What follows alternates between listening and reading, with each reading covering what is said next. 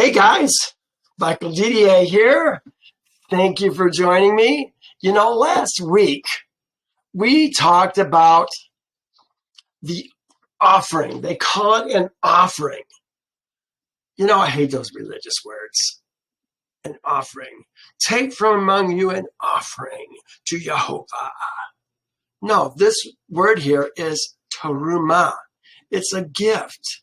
It's a present to Yehovah. And I think it was Israel's seed that was bringing the present to Yehovah with a willing heart. Let me address this for just a second because, the one thing I didn't do last week was I wanted to read to you the corresponding material from Yasher. And it was my thesis that it was Israel's seed who brought this stuff for the making of the temple. In other words, it was the women who brought it to their man, who brought it to the temple. Or maybe it was the Ger's women who brought it to the Ger, who brought it to Israel, who brought it to Moses for the making of the temple. There's an authority here. And, you look at something like this, verse 4. It says, Moses spoke to, all the congregation of Israel's seed. And because we don't understand who the congregation of Israel's seed is, first of all, we don't understand who Israel's seed is.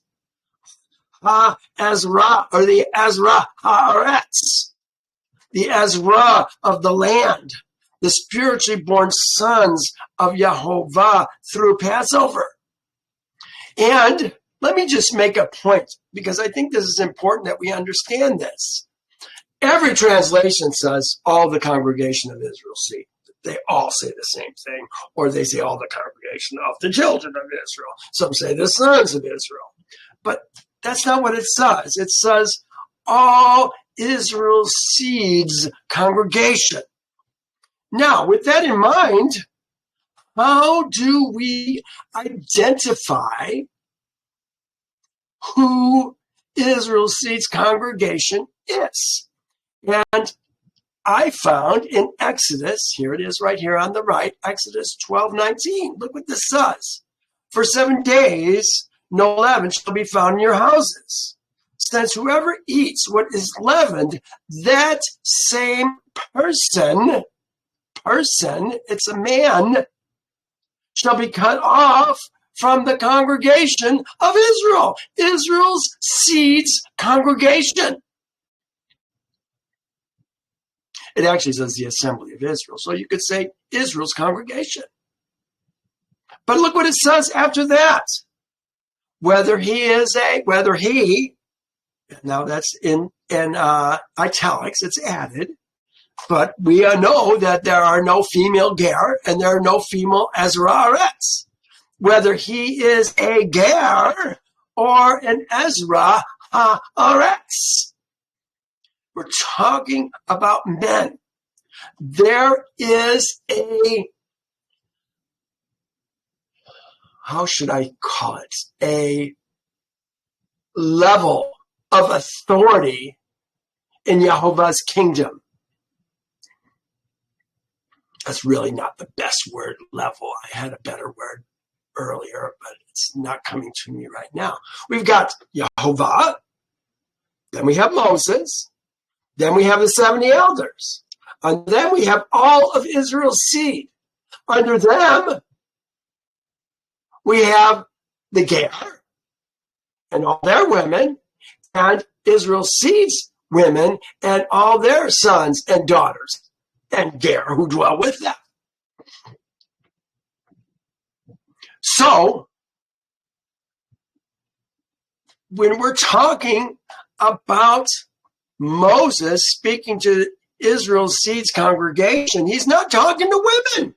That is the point. Nobody talks to another man's woman and gives her instructions. Now, there are times, and I can show you those times, when she might ask for some instructions from Yehovah. And I want to give you a couple of those examples. But just keep in mind, we saw last week, there were women who appeared to be giving stuff to the making of the tabernacle. But are we to understand that those women did it without going through their man? Honey, I know you don't want me to do this, but I'm going to do it. No, you're not going to do it. You're going to listen to your man, and if he says it's okay, you can do it. Oh, I know that doesn't fit very well in today's society, does it? You male chauvinist, Michael. What you're thinking? No, I'm trying to help you understand Yehovah's ways.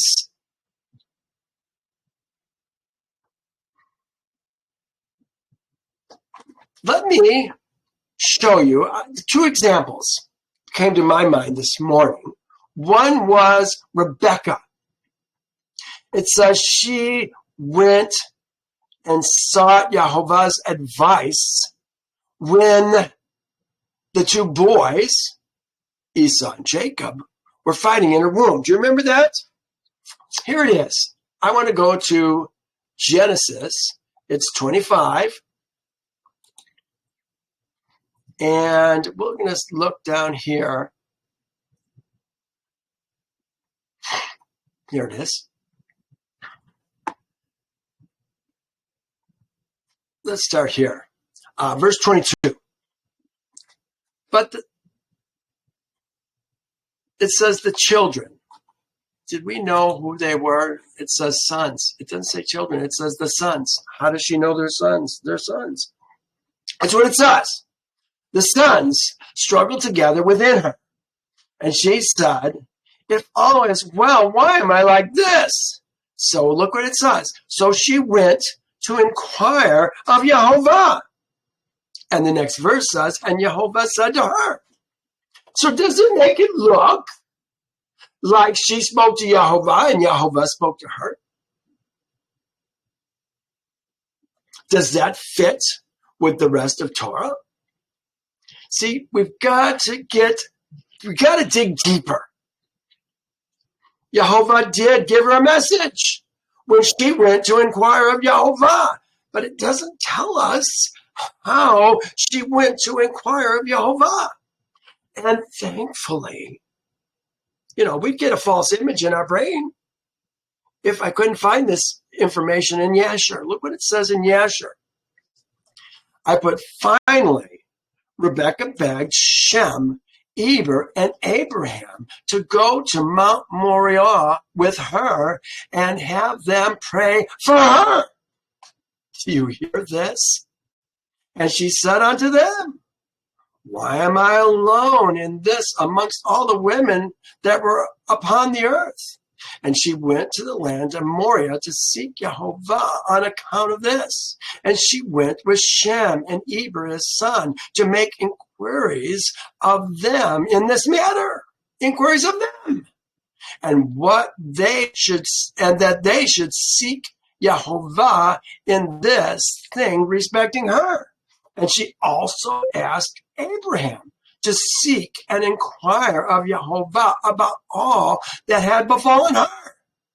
And they inquired of Yehovah concerning this matter. And they brought word from Yehovah and told her. This is how it went down. She sought the men, and the men sought Yehovah for her. Now, isn't it surprising she didn't seek her husband? Because her husband, Isaac's not my favorite guy. He lost touch in many cases in his walk with Yehovah. He had some very good victories. But he had some terrible defeats also. Let me show you the other one that I was thinking about, and this is Hannah. This is in 1 Samuel. Of course, 1 Samuel, it's got to be the first verse of Samuel because the book's about Samuel and he's being born. Look at how it starts. And he had 2 wives. We're talking about Elkanah, the son of Jeroham, the son of Elihu, the son of Tahu, the son of Soph, an Ephraimite. And he had 2 women. Look at that. The man has 2 women. Does that blow your minds? Do men still have 2 women? Can they? See, we've learned lies. But now, look what it says. The name of one was Hannah, and the name of the other was Peninnah. And Peninnah had sons, Yeladim, and Hannah had no Yeladim, no sons. Well, look what happens. She's going to go. It says, and the man went up. This man went up. I'm not going to go here. Let's go down here. Because this is really where it starts to come together for us.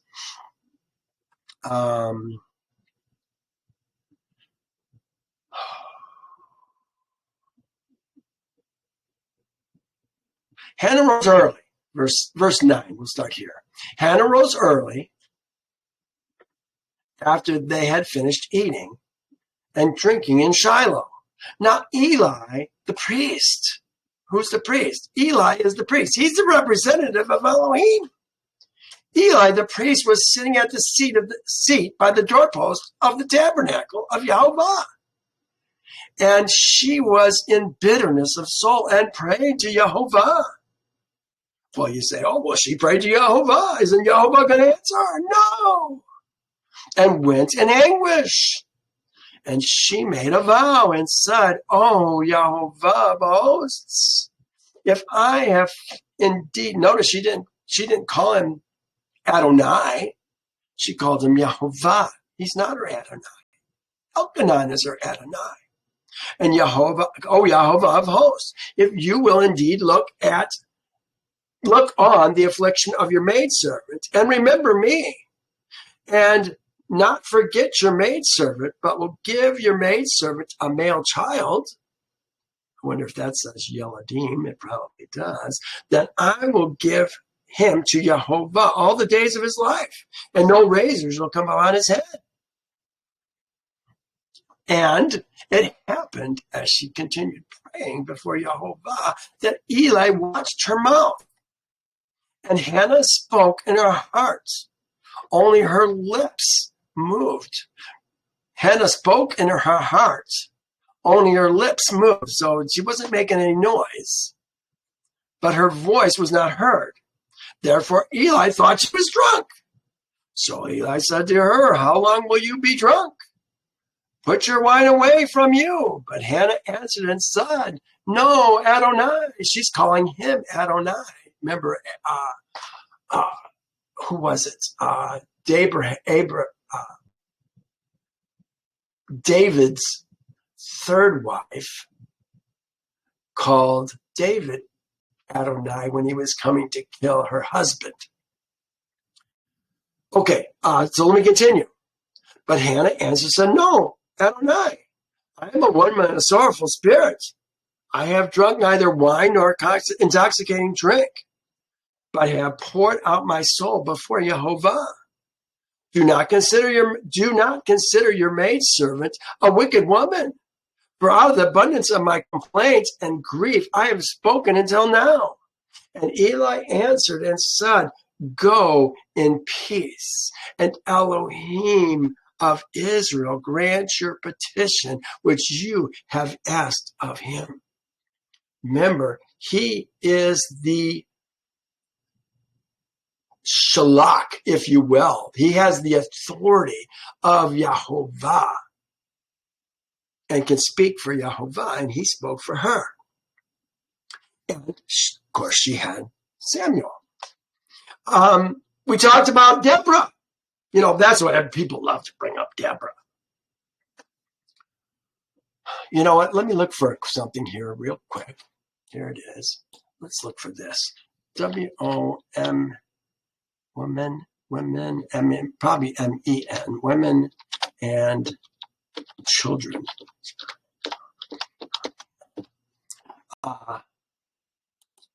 Do a quick search. It would be probably going to be in Psalms. Oh, it's Isaiah. Here it is right here. Okay, so we have Deborah. She was a prophet of Yehovah. People love to bring up Deborah. They just love it. That there's nobody else that they can bring. But they fail to understand that when Deborah was raised up as a judge, Israel was at end. Nobody was following Yehovah. And so a woman stepped up. And look what Yehovah says in Isaiah 3:12. As for my people, infants, it doesn't say children, it says infants are their oppressor. And women rule over them. Oh, my people, those who lead you cause you to err and destroy the way of your paths. We had Deborah stepping up because we were rebellious. The only other place I can think of a woman talking, well, two other places, I guess I could say. One is Miriam, is a prophet. Does Yehovah speak to the prophets? I don't know how that works. But it was Miriam who said that my father and my mother will have a son and he will deliver Israel. And in Joel 2, I think I could find it pretty fast. It talks about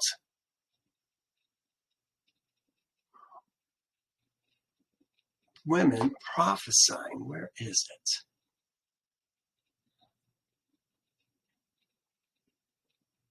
Here.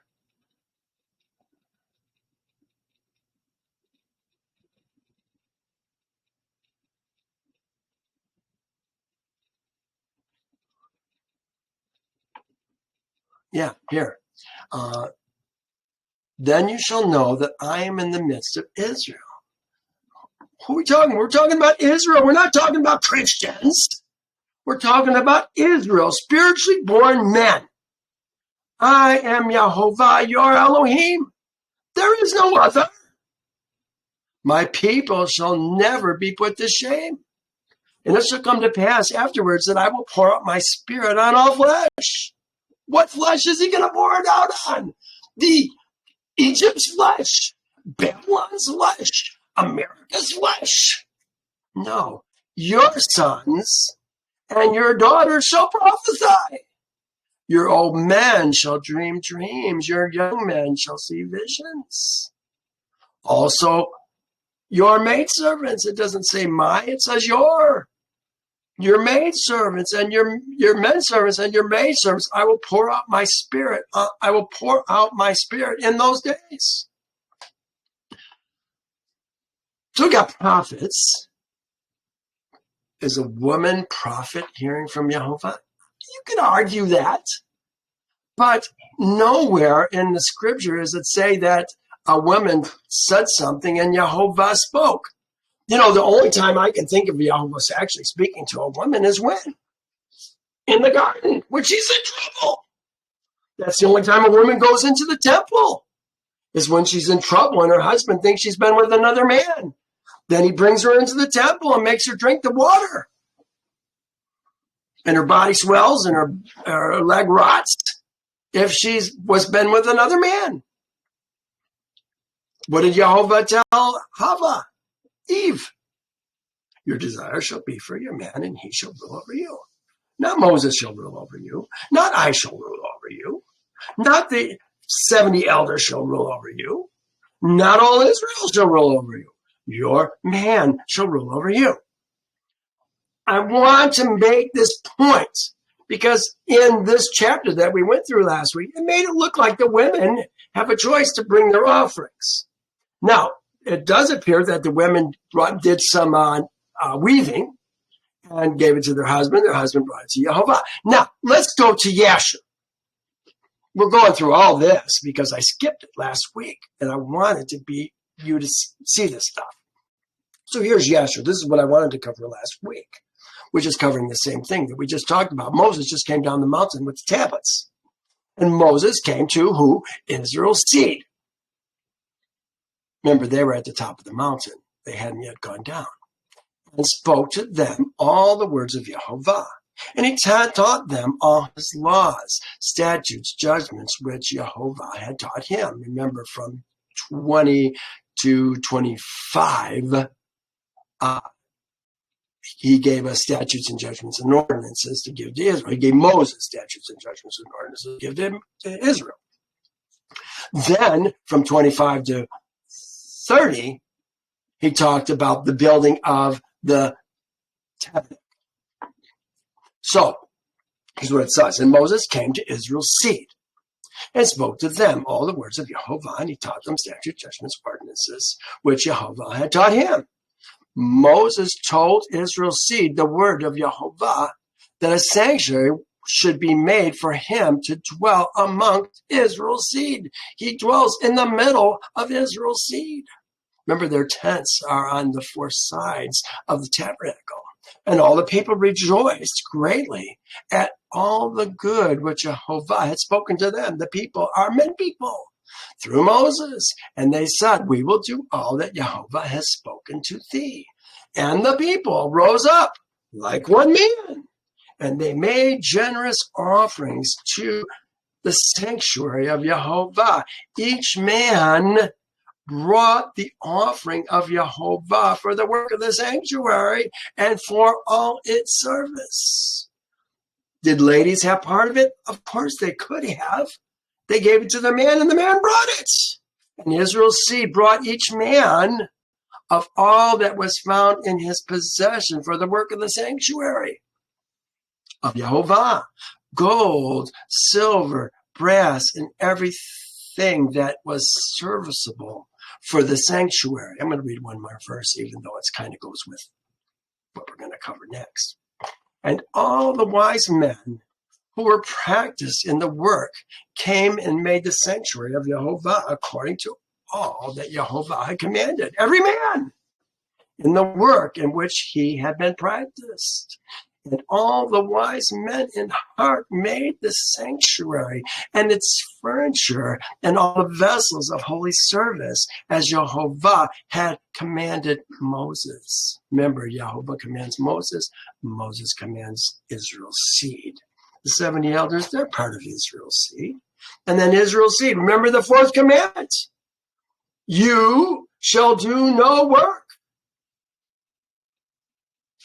You are your sons, your daughters, your maidservant, your manservant, your animals are the ger who dwells with you. The only thing they didn't cover was the woman. Why did they cover the woman? Because she's bone of his bone, flesh of his flesh. She's he.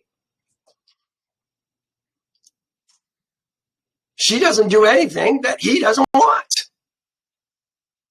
My hand doesn't do anything that I don't want it to do until I want it to do it. My mouth doesn't speak until I want it to speak. This is how our women are supposed to be. They follow us. Oh, I know. People don't want to hear it. 50 years ago, people would have been saying, amen, Michael. Yeah, you understand. Nowadays, they don't get it. Maybe it was 80 years before 1950. Okay, let's continue with where we actually were planning on going today.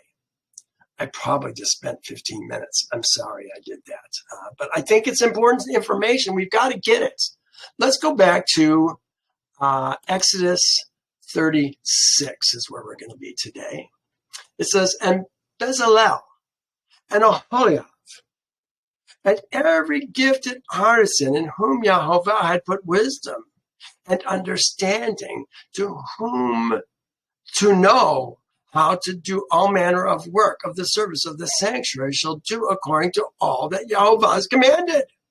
Now, here's the next verse. It sounds like the first verse. Then Moses called to Bezalel and Aholiab, and every gifted artisan whose heart Yehovah had put wisdom, everyone whose heart was stirred to come and do the work. And they received from Moses all the, here it says, offerings. They want to call it offerings. The word is tarumah, all the presents, all the gifts, which Israel's seed, this is the men, Ezra Haaretz, had brought for the work of the service, of the making of the sanctuary. So they continued bringing it to him. It says, bringing to him free will offerings. This is tarumah. Free will is added. Offerings is the perversion of tarumah. Bring him gifts every morning. It says from bukar to bukar. Here's the word, bukar. Bukar. Dawn to dawn. You could say morning to morning. So offering every morning, that's not bad, but it's not offering, it's presents. They were bringing free will presents every morning. They were bringing presents. Again, free will is added. Then all the craftsmen who were doing all the work of the sanctuary came, each from the work he was doing. What were they doing? What were they doing? Raising their animals? I don't know. They were in the wilderness. What is there to do in the wilderness? Of course, they've been gone for 80 plus days. Maybe there are some repairs that need to be done. And they spoke to Moses saying, the people bring too much, or bring much more than enough. The people who are the people, Israel's seed, bring more than enough for the service of the work which Yehovah commanded us to do. And Moses gave a commandment, and all the craftsmen caused it to be proclaimed throughout the camp, saying, let neither man nor woman do any work for the offering of the sanctuary. And the people were restrained from bringing. See, they put that man and woman in there. I feel like it's been added. Can't prove it. Maybe we'll see updated texts that are going to come out of the Catholic Church. So there we go. Finish the sentence here. And the people were restrained from bringing, for the materials that they had was sufficient for all the work to be done. Indeed, too much, that all the gifted artisans among them who worked on the tabernacle made 10 curtains, woven of fine linen, and a blue, purple, and scarlet thread. There's the thread. Remember, the ladies, they were making the thread. With artistic designs of cherubim, they made them. I think they were, what is the word? Needlepoint, tapestry, something that's woven into the fabric that was made. And here, this is exactly what we're talking about. I've got some pictures so we can take a quick look at it. They're talking about this one here. Right here. You could only see the top of this from inside the tabernacle because the tabernacle had gold walls on it on the inside. But you could see this material on the top, and then it went over the sides. There's 4 coverings. We're going to talk about those 4 coverings. This is the first. Then we had the goat hair. Then we had the red ram skin. And then finally we had they call it the cowhides. We'll talk about that in a moment. Let me continue. So, artistic designs, verse 9. The length of each curtain was 28 cubits, and the width of each curtain was 4 cubits. If we work that out, it works out to about 42 by 6 feet. There was 10 curtains, 42 by 6 feet. We're going to see 5 are tied together and then clasped together to the other 5 that were tied together. Here we are. And he coupled 5 curtains to one another. And the other 5 curtains he coupled to one another. He made loops of blue yarn on the edges of the curtain on the selvage. The selvage, you put a selvage on it to keep it from fraying of one set. Likewise, he did on the outer edge of the other curtain of the second set. He made 50 loops. He made one curtain. He made on one curtain the 50 loops. He made on the edge of the other curtain on the end of the second set. The loops held one curtain to another. Then he made 50 clasps. So he made loops. I think of them as buttonholes, actually. And the clasps, I think of as buttons. They're freestyle buttons. They got a button on both sides with a pole in the middle to hold them together. And he made 50 clasps of gold and coupled the curtains one to another with the clasps that they might be one curtain. And he made the curtains of goat hair, and he made curtains of goat hair for the tent, for the ohel. This is the tent over the tabernacle. He made 11 curtains. So now we're going to have 11 curtains instead of 10 curtains. But they're going to be even a little bit bigger because one was 28 by 4. This is going to be 30 by 4. The length of each curtain was 30 cubits, and the width of each curtain was 4 cubits. The 11 curtains were the same size. So we're talking about 11 curtains that are 28 by, let's say, I'll put it in at feet for us, 42 by 6. So they're a little bit longer, and they're a little bit wider because now we've got 11 curtains instead of 10 curtains.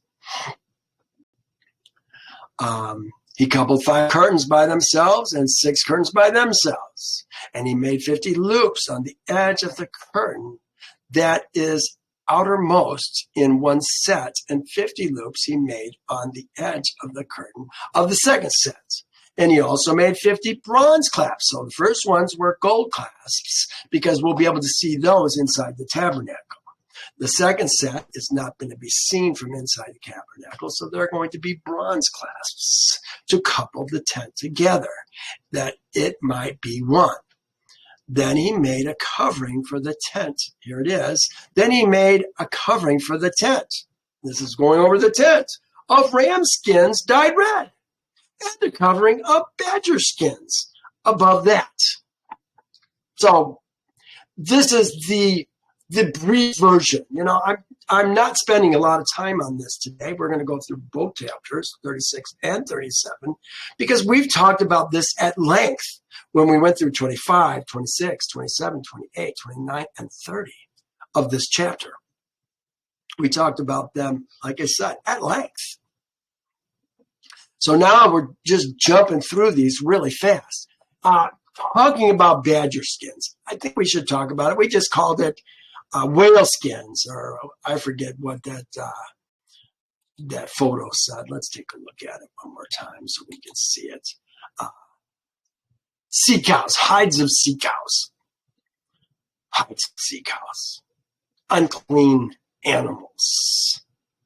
No scales. Sea cows. What actually is going on here? Some say badger skins, some say steel skins, some say porpoise skins, some say dugong skins. I think it's some kind of a fine leather. Here, Complete Jewish Bible says you are to make coverings of the tent of tanned ram skins and an outer covering of fine leather. Fine leather. What does that mean? I got a hunch that it may be, well, we went through a lot of this when we went through it, but at the end of it, I think it might be a species of antelopes, which would make a little bit more sense. At least it's a clean animal. And there probably was antelopes that they could deal with on there. Anyway, take it for what it's worth. We don't know for sure what it was. Let's go back to where we were. Right here. For the tabernacle, he made boards of acacia wood, standing upright. I've got some examples of this. It says the length of each board was 10 cubits. 10 cubits is 18 plus 18,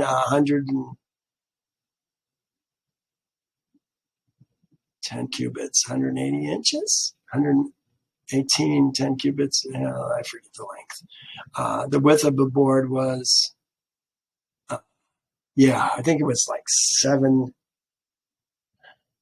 I don't remember, folks. I don't remember what it was. Here's what we're talking about. They're talking about the tenons. They fit in together. Each board, of course, this was the length. This was the board. The length was much bigger than the width, but it had these tenons in it, and each one kind of fit into the other. Here's the next photo that I had for you. This is the bars that are going to go through it. So we'll talk about those bars in just a second. And then I had one other picture was the bases, the silver bases. Each board was going to have 2 silver blocks to keep it off the ground. It's silver because it's seen inside the tabernacle. Okay.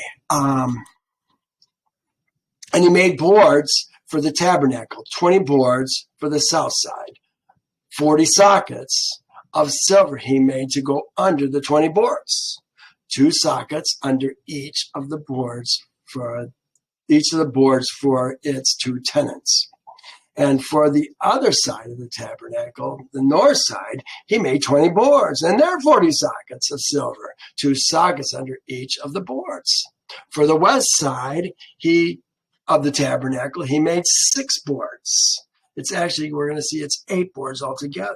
He also made 2 boards for the 2 back corners of the tabernacle.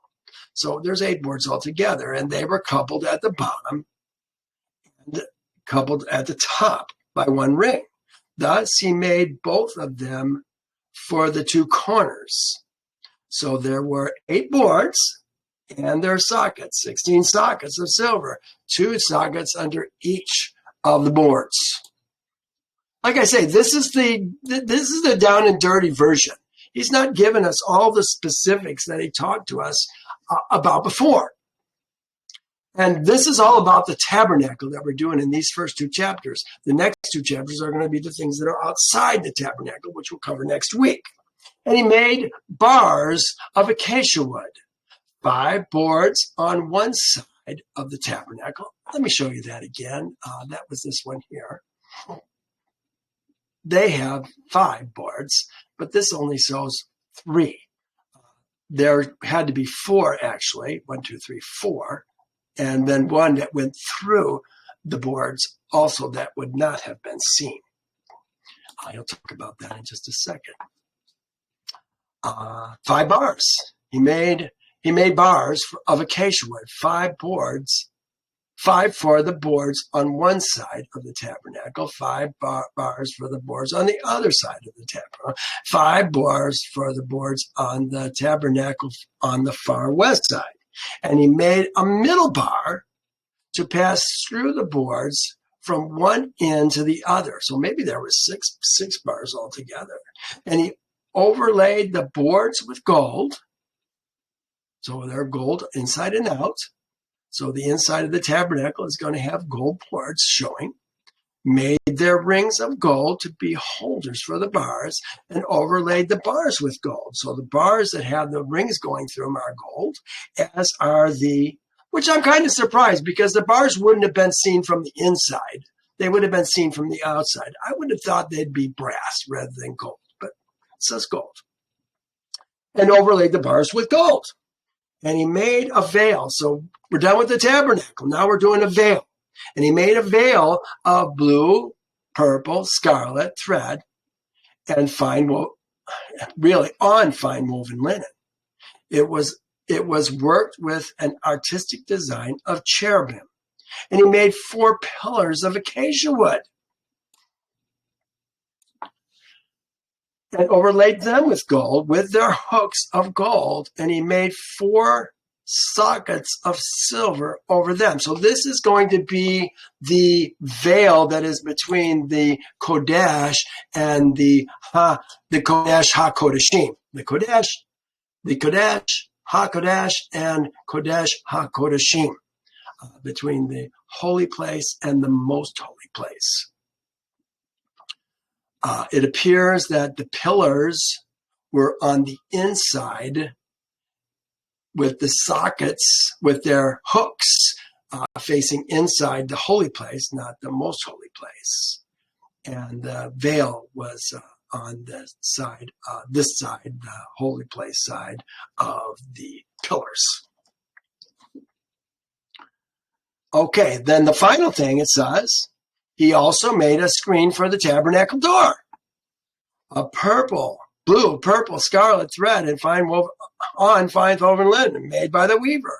And its 5 pillars with its hooks, he overlaid their capitals and their rings with gold. But their sockets were bronze. So the rings that faced inside the holy place, the curtains were on the inside of the holy place.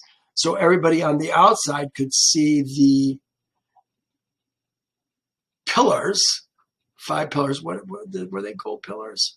5 pillars with their hooks. Doesn't say. And he overlaid the capitals and the rings with gold. Yeah, it must be the pillars were made out of gold too. Sockets were bronze. The sockets were bronze because you could see it from the outside. So you could see the pillars from the outside. And the rings, the golden rings, you could not see because they were holding up the curtain on the other side of the pillar. That is chapter 36. Let's go to 37. I want to go through this fast. Again, we've covered this at length. I don't feel badly about this. If you want to learn more about how these things were put together, boy, we did it very, very, very carefully when we went through it, 25 through 30. Then Bezalel made an ark of acacia wood. 2.5 cubits was its length, 1.5 cubits was its width, and 1.5 cubits was its length. So this Ark of the Covenant is going to be 27 by 27 by 45. He overlaid it with pure gold, inside and out, and made a molding of gold all around it. He cast for it 4 rings of gold to be set in its 4 corners, 2 rings on one side and 2 rings on the other side. He made poles of acacia wood and overlaid them with gold. And he put the poles in the rings at the side of the ark to bear the ark. He also made a mercy seat of pure gold. This was a feat. Boy, this man knew his stuff. He also made a mercy seat of pure gold. 2.5 cubits was its length, and 1.5 cubits was its width.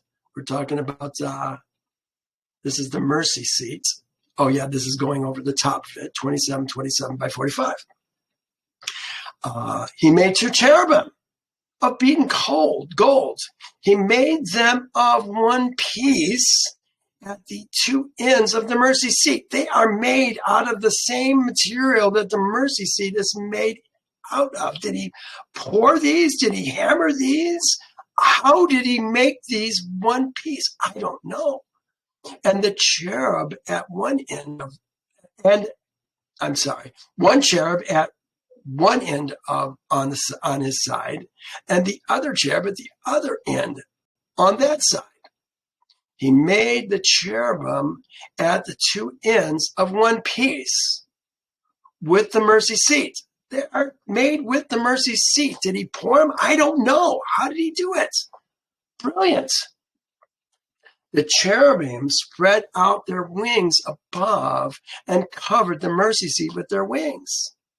They faced one another. The faces of the cherubim were towards the mercy seat. He made a table of acacia wood. So this is the table of showbread. 2 cubits in length, 2 cubits in width, and 1.5 cubits in length. It was 36 by 18 by 27 high. Here, I got a picture of the showbread table I can show you.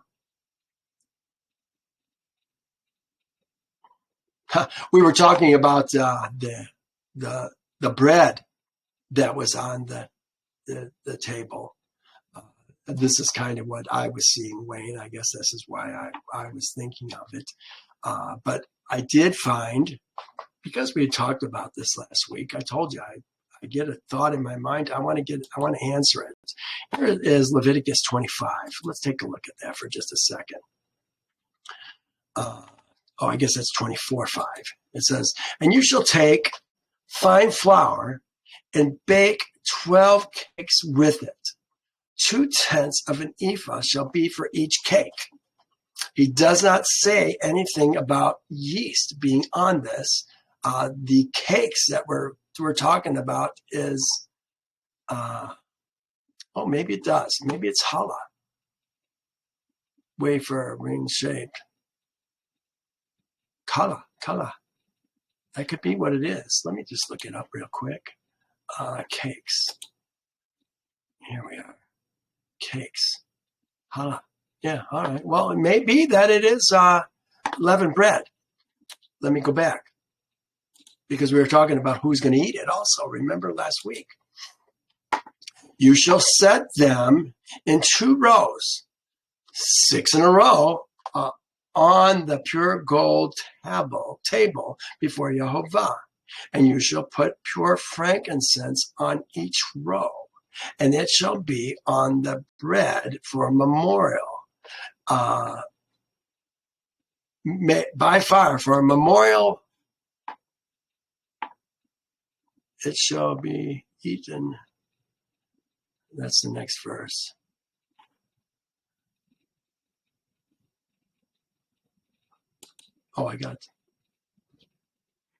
I forget what it was. That it may be the bread for a memorial. Usually if I have red, it means that's not there. A memorial by fire to Yehovah. But a memorial by fire to Yehovah is what it says. Leftover is burned. Every Sabbath, he shall set it in order before Yehovah continually from Israel's seed by an everlasting covenant. And it shall be for Aaron and his sons, and they shall eat it in a holy place. In a holy place. Is it in the holy place or in a holy place? What is the a holy place? For it is most holy to Yehovah by fire, by perpetual statute. That's really all we have, you guys, of the description of this bread. Thought, because we talked about it last week, you might be interested in seeing what I had found. Let's go back to 36:5. The bars, pillars. I guess I got it. We're on 37, aren't we? Mercy seats, cherubim, acacia wood. Yeah, here it is. The table. This I think is where we lost it. He overlaid it with pure gold and made a molding of gold all around it. He also made a frame of a handbreadth. Remember, a handbreadth is kind of your pinky to your thumb around it, and made a molding of gold for the frame all around it. And he cast for it 4 rings of gold and put the rings on the 4 corners that were at its legs. And the rings were close to the frame as the holders for the pole to bear the table. And he made poles of acacia wood and to bear the table and overlaid them with gold. He also made pure gold. He also made of pure gold the utensils which were on the table, the dishes, its cups, its bowls, and its pitchers for pouring. He also made a lampstand of pure gold. Think about this. It says, for In fact, I've got a picture of it. I think I want to try something different here. Let's do this. I'm going to slide this over. As far as we can get it, I guess that's as far as I can go. And then we'll tie this over to, say, about here. And then bring it back. Let's see if that works. Yes. All right. I want you to be able to see as we go through the description of this what it looks like. And probably every time I touch it, it's gonna disappear on me, but we can bring it back. He also made a lampstand of pure gold, of hammered work. Hammered work. This is not poured, this is hammered. And he made a lampstand, its shaft, its branches, its bowls, its ornamental knobs, and its flowers were all the same piece. This is all one piece. How did he do it? 6 branches came out of one side, came out of its sides. 3 branches of the lampstand out of one side, and 3 branches of the lampstand out of the other side. Oh, good, I can still move it. There were 2 bowls made like almond blossoms, and on one branch, 3 bowls like almond blossoms on the other branch. And the ornament, I don't know where the three bowls made like almond blossoms on the other branch. An ornamental knob and a flower. And so for the 6 branches coming out of the lampstand. And on the lampstand itself were 4 bowls made like almond blossoms, each with its ornamental knob. So I think we're talking about these kinds of things under the branches. But there was supposed to be, it says there was a knob, and the lampstand itself with 4 bowls,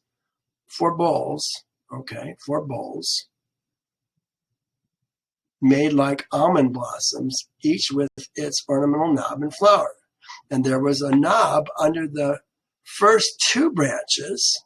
So here's the first 2 branches, and it says there's a knob underneath it. Maybe one of these was supposed to be underneath it. I don't know. There was a knob, and their branches were one piece.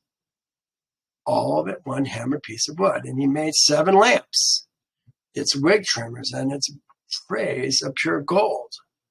What it says, of a talent of pure gold, he made it with all its utensils. So 1 talent of gold. Here's the gold. The gold is talent here. This is one. A talent is 3,000 shekels, works out to 75.6 pounds, best as I can figure out. He made this of one piece. Now, of course, the utensils, they're going to be separate pieces. But it says he made the lamps, everything with one piece. How, the ark, the table. I think next week we're going to do the altar of incense. So that's going to be the only thing that's going to be inside the tabernacle that we're going to do next week. But that had places for pillars. This thing does not have a place for pillars. Pillars, that's the wrong word. What's it called? Pillars? Is that what they call that? They went through the loops.